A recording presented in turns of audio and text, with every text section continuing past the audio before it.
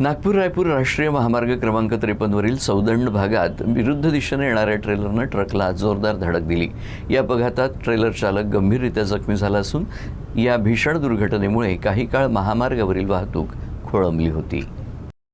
गोंदिया जिल्ह्यातील सौंदड उड्डाणपुलाजवळ विरुद्ध दिशेनं भरधाव येणाऱ्या ट्रेलरमुळे भीषण अपघात झाला।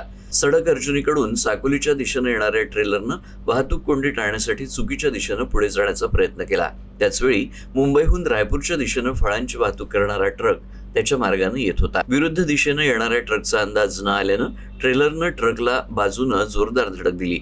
या अपघातात ट्रेलर चालक गंभीररीत्या जखमी झाला, तर ट्रक चालक मोहम्मद तौफिक हा सुदैवानं बचावला। मात्र ट्रकचं मोठ्या प्रमाणात नुकसान झालं। अपघातानंतर राष्ट्रीय महामार्गाच्या दोन्ही बाजूंना वाहनांच्या लांबच लांब रांगा लागल्या होत्या। क्रेनच्या साह्यानं दोन्ही अपघातग्रस्त वाहनं बाजूला करण्यात आली आणि काही तासांच्या प्रयत्नानंतर वाहतूक पुन्हा सुरळीत करण्यात आली। दरम्यान गोंदिया चंद्रपूर रेल्वे मार्गावरील सौंदड उड्डाणपुलाचं काम गेल्या अनेक वर्षांपासून अत्यंत संथ गतीनं सुरू असल्यानं या ठिकाणी कायम वाहतुकीची कोंडी होत असल्याची तक्रार नागरिकांनी केली आहे।